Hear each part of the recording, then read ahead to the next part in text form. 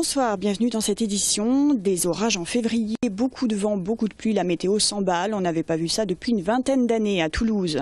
Dernier volet dans l'affaire Molex, la Cour d'appel s'est prononcée quant à la responsabilité de la maison mère américaine.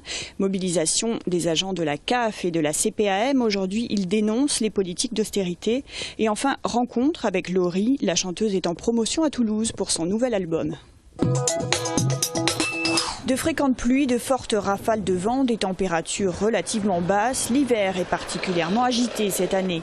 De telles conditions météorologiques n'ont pas été observées depuis ces 20 dernières années. Ces 2 derniers jours, des orages se sont même déclenchés. Les orages d'hiver arrivent quand même néanmoins assez souvent sur la région. C'est dû à de l'air très froid en altitude et ça provoque des giboulées de grêle, de grésil comme on a connu depuis 2 jours.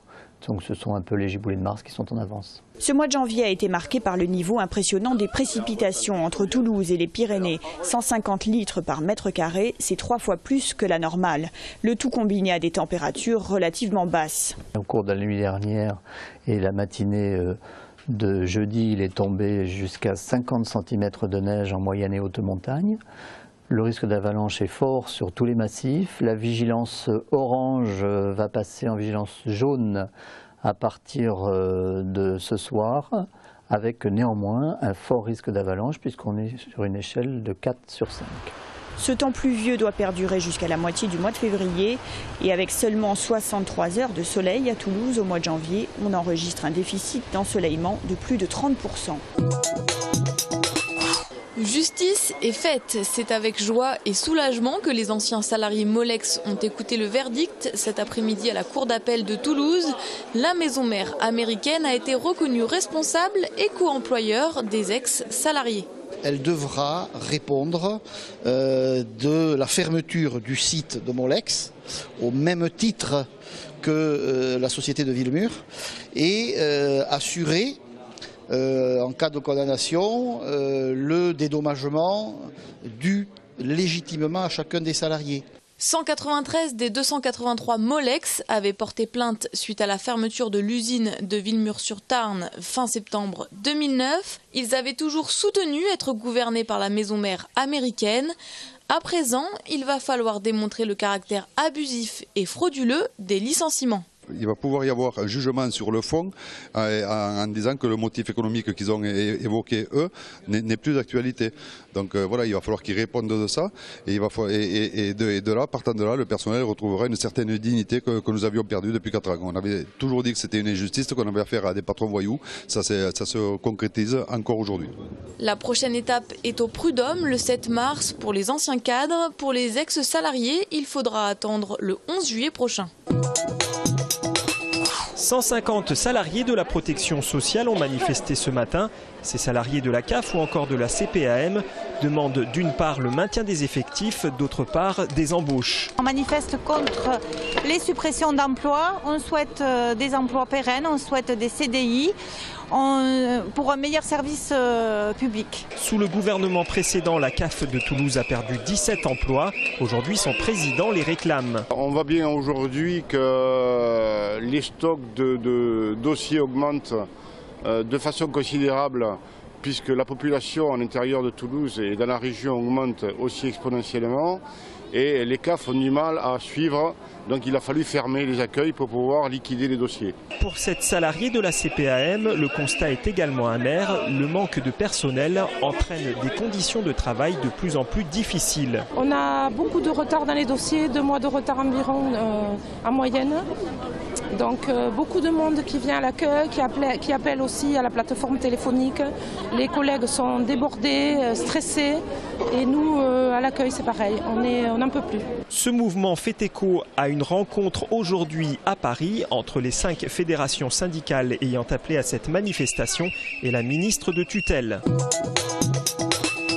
opération escargot ce matin à l'entrée de Seyss. 21 familles gitanes menacées d'expulsion réclament à la mairie des solutions de relogement installées depuis 1989 sur des terrains agricoles dont elles sont propriétaires. Ces familles ont construit à partir de 2007 des bâtiments en dur sans permis de construire. Sur décision du tribunal correctionnel en juin 2012, ces constructions doivent être rasées. Les familles ont fait appel du jugement. La décision doit être rendue fin février. Ce matin, une délégation de cette communauté de gens du voyage a été reçue à la sous-préfecture de Muret. Une table ronde entre les familles et le maire devrait avoir lieu dans les prochains jours. 11e semaine de perturbations sur les lignes TER et 11e semaine de ras-le-bol pour Raphaël Hanon. 11e semaine aussi qu'il reprend son véhicule et paye gasoil et péage. Des usagers qui en ont assez, il en a croisé beaucoup. Il a alors décidé de les fédérer. Qu'un trait d'humour, on s'est appelé les voyageurs pigeons, donc ça fait rire les gens, mais justement on ne veut plus être les pigeons ou les vaches à lait, selon les expressions. Aujourd'hui, les statuts du CUTT pour collectif usager TER Toulouse sont déposés. Objectif, faire entendre sa voix et faire également passer quelques messages vers le comité de grève. Et si c'est effectivement des revendications qui nous concernent et qui sont pour le bien des usagers, puisque c'est ce que disent les syndicats, à ce moment-là, organisons la gratuité du transport, on sera les premiers à les soutenir. Pas de méprise toutefois, le collectif n'en a pas qu'après les grévistes, bien au contraire. Si je donne un exemple précis, le 17h28 de départ Toulouse à destination de Carmaux, on coupe le train en deux et on nous entasse dans les wagons. Il y a jusqu'à 30 personnes debout dans les wagons. Donc je veux dire ça, c'est pas une histoire de grève, c'est une histoire de manque de moyens. Contactés, plusieurs membres du comité de grève disent comprendre la démarche des usagers et se disent ouverts au dialogue pour envisager une éventuelle action commune. D'ici là, la grève sera reconduite lundi prochain pour la 12e semaine consécutive. Le nombre de soldats français au Mali devrait commencer à diminuer à partir du mois de mars. C'est ce qu'a annoncé mercredi matin le ministre des Affaires étrangères, Laurent Fabius. Les régiments de Toulouse, Carcassonne, Montauban, Pamiers et Tarbes, régiments qui appartiennent à la 11e BP, la brigade parachutiste de Toulouse, sont particulièrement actifs au Mali depuis le 14 janvier, date de début de l'offensive terrestre. Des soldats du 1er RCP, régiment de chasseurs parachutistes de Pamiers, participent actuellement à la sécurisation de l'aéroport de Kidal. Par ailleurs, le 1er RTP, le régiment du train parachutiste de Toulouse, a assuré du 26 au 29 janvier la mise à terre de soldats de la 11e BP par posée d'assaut à Gao et parachutage à Tombouctou. Ces 4 avions de transport et d'assaut ont également parachuté le matériel nécessaire à la remise en état de la piste d'atterrissage de Tombouctou, remise en état qui a été réalisée par des soldats du 17e RGP. Le 1er RTP de Toulouse poursuit actuellement ses opérations de transit aérien à Bamako et Niamey au Niger et participe au déploiement des forces africaines de la MISMA, forces qui devront assurer à terme la sécurité du territoire malien après le retrait des troupes françaises. Laurie, la chanteuse, était aujourd'hui à Toulouse. Interviewée dans les studios de France Bleu, la chanteuse comédienne sera en concert au mois d'avril. Un show très dansant et festif avec des chansons de son nouvel album.